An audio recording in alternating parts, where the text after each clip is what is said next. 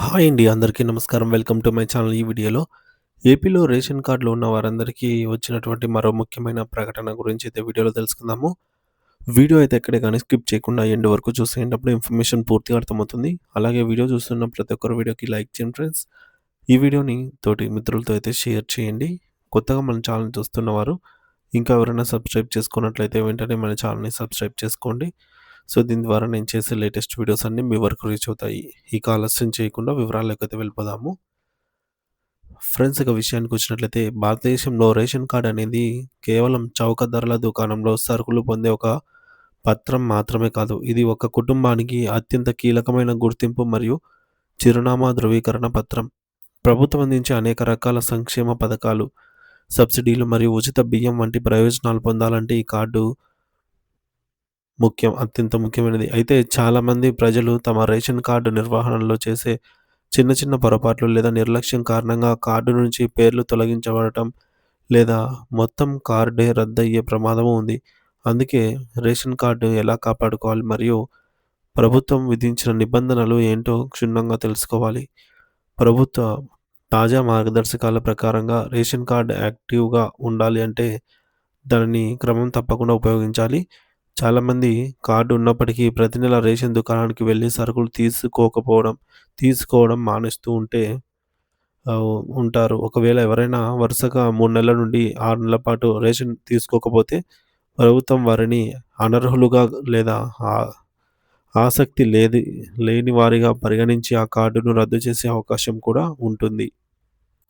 కాబట్టి ప్రతి నెల కేటాయించిన కోటాను నిర్ణీత సమయంలోనే సేకరించడం మీ బాధ్యత. కేవలం కార్డు కలిగి ఉండటమే కాదు, దాని ద్వారా లావాదేవీలు జరుగుతూ ఉండటం ముఖ్యం.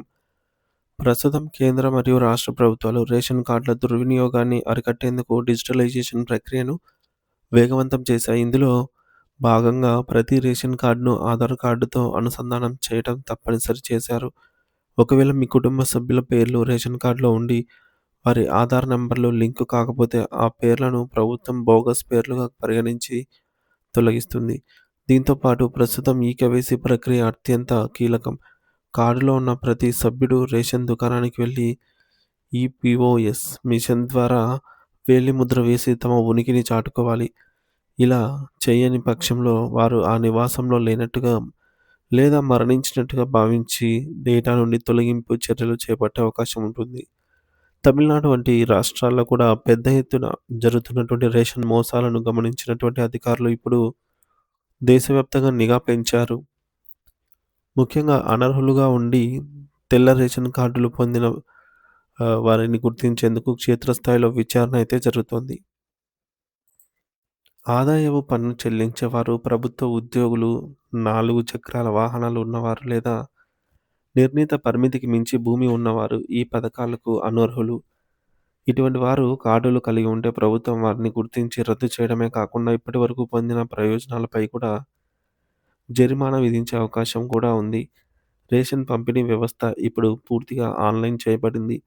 ప్రస్తుతం అందుబాటులో ఉన్న one nation one ration card పథకం ద్వారా మీరు దేశంలో ఎక్కడ ఉన్నా మీ కోటాను పొందవచ్చు. కానీ దీనికి పైన చెప్పిన అప్డేషన్‌లన్నీ కూడా సక్రమంగా ఉండాలి. కుటుంబ సభ్యుల సంఖ్య మారినా అంటే వివాహం జరిగి కొత్తవారు వచ్చినా లేదా ఎవరైనా మరణించిన ఆ వివరాలను వెంటనే సమీపంలోని సచివాలయం లేదా మీ సేవా కేంద్రంలో అప్డేట్ చేయాలి.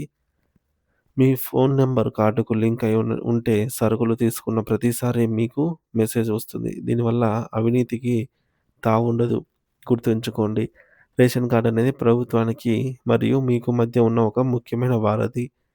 దీన్ని సరిగ్గా నిర్వహించుకోవడం వల్ల మీకు రావాల్సిన బియ్యం, కందిపప్పు, పంచదార మరియు నూనె వంటి నిత్యావసరాలే కాకుండా భవిష్యత్తులో వచ్చే ఆరోగ్యశ్రీ వంటి వైద్య సదుపాయాలు మరియు ఇతర ఆర్థిక భరోసా పథకాలు కూడా ఎటువంటి ఆటంకం లేకుండా అందుతాయి.